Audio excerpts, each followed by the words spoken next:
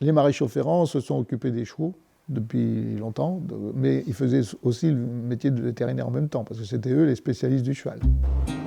Le métier de maréchal ferrant, c'est l'art de forger et d'appliquer des semelles métalliques sous le pied de l'âne, du cheval ou du mulet. Et puis moi je faisais surtout les petits poulains d'élevage.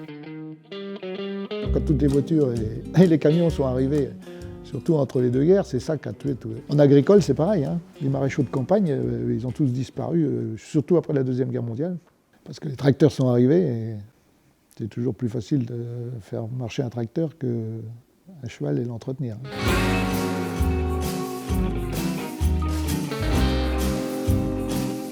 Donc on prend une barre qu'on appelle un lopin, on chauffe la moitié du fer, on tourne la première branche,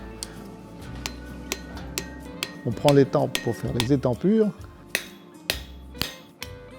Après, on prend le poinçon pour déboucher. C'est les trous, si vous voulez, pour mettre les clous. Après, on réchauffe la deuxième partie de la barre. On tourne la deuxième partie, on fait les étampures et on débouche. Voilà, vous avez déjà une ébauche du fer. Après, on réchauffe pour tirer le pinçon, qui est la petite languette qui en pince sur les antérieurs pour empêcher que le fer recule.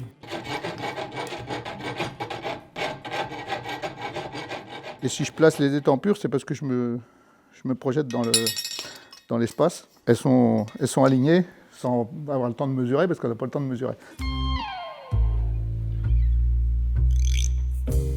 Alors, ce qu'il faut dire, c'est qu'un cheval a besoin de fer à partir du moment où on le fait travailler sur des terrains qui lui conviennent pas pour l'usure, ou à partir du moment où on veut lui améliorer ses performances avec des fers. À partir du moment où le propriétaire prend soin de s'occuper de son poulain, qui marche en main avec lui, on arrive à le mettre dans un box contre sa mère, et puis laisser la personne qui les connaît bien à la tête avec eux. Et moi, ne pas me présenter au poulain, hein, c'est pas la peine. Mais non, parce qu'il a peur de vous, il vous connaît pas, puis un gars arrive avec des outils, un tablier, c'est une catastrophe. Ils sont pas tous gentils d'origine, ça on a beau dire, c'est comme dans les humains, pour moi il y a tous les caractères. S'il est difficile, il a moins de chances d'être bon en course aussi, hein, parce qu'on s'en occupera moins. La satisfaction après de voir des chevaux que vous avez travaillés qui se retrouvent sur des grandes courses ou même aux Jeux Olympiques, ça fait toujours plaisir. On sait qu'on a travaillé dessus un certain temps. On n'y est plus pour rien, mais bon, on a participé à un moment de leur vie, de leur carrière. Les chevaux de course trotteurs actuels courent pieds nus, ils rasent plus le sol, ils font moins de grands gestes, donc c'est peut-être moins joli à l'œil, mais ça va plus vite. Mais pour courir déferré correctement, il faut qu'avant il soit ferré tout le temps et qu'il soit préparé pour pouvoir avoir 4 à 5 mm de pied à ronger sur la piste pendant la course. La ferrure évolue au fur et à mesure que les races évoluent et que les disciplines sont différentes, hein. Tiens, regardez la tête des genoux. J'ai fait le concours des meilleurs de France, je me suis inscrit. C'était un peu un challenge pour moi. J'ai passé le concours en 1994. Que j'ai réussi. Ça m'a ouvert un peu quelques autres portes. D'un seul coup, vous devenez connu par les instances plus qu'avant. Les médailles, elles sont identiques depuis 1925. Hein. Et le concours de MOF, c'est beaucoup de boulot, là, tout seul, dans son atelier. Des dimanches entiers, beaucoup les dimanches, parce que forcément, dans la semaine, il faut faire les clients quand même. Pam, pam, pam, pam. La panoplie. Je crois qu'il y a 18 fers sur la panoplie. Moi, il m'a fallu en faire au minimum 4 par fer pour arriver à en sortir un que j'estimais correct. Donc vous voyez qu'on est déjà à plusieurs dimanches là.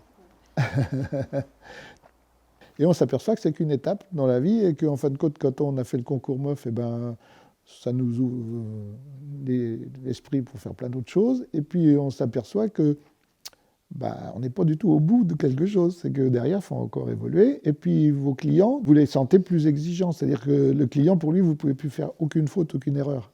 Parce que de toute façon, vous avez été MOF, donc de toute façon, c'est sûr que vous allez réussir. Je dis toujours, celui qui dit qu'il ne fait pas d'erreur, c'est que c'est un menteur. Quand ces erreurs bien analysées, on apprend. Bon, moi je vais tout remettre moi, pour partir tantôt là. Sinon, mon camion, c'est moi qui l'ai aménagé comme ça pour me simplifier la tâche. Il est opérationnel, mais il est facile à vider. J'ai cogité un peu parce qu'il faut que je me fasse un truc simple et efficace. Donc il sert à l'outil en main maintenant, puisqu'il ne sert plus chez les clients.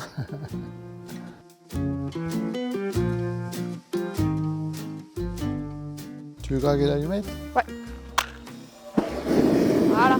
Puis les enfants, j'aurais fait faire des fers. Alors déjà, je pensais que faire un fer, ça allait pas les passionner beaucoup.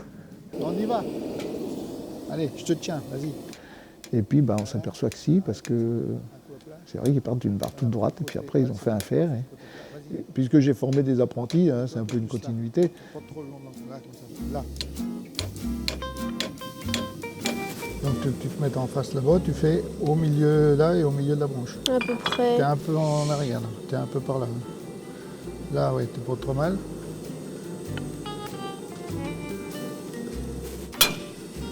Ouais, c'est bien. De toute façon, voilà, on a la fibre pour transmettre et pour expliquer ou pas. Ouais, bon, c'est pas mal.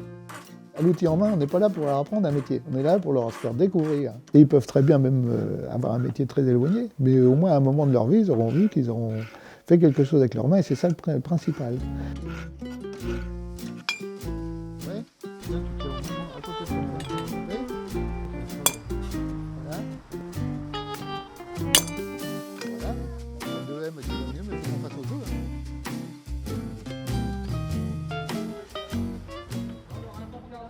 Les enfants, quand on voit qu'ils repartent et qu'ils sont très contents, on se dit qu'au moins on a servi à quelque chose.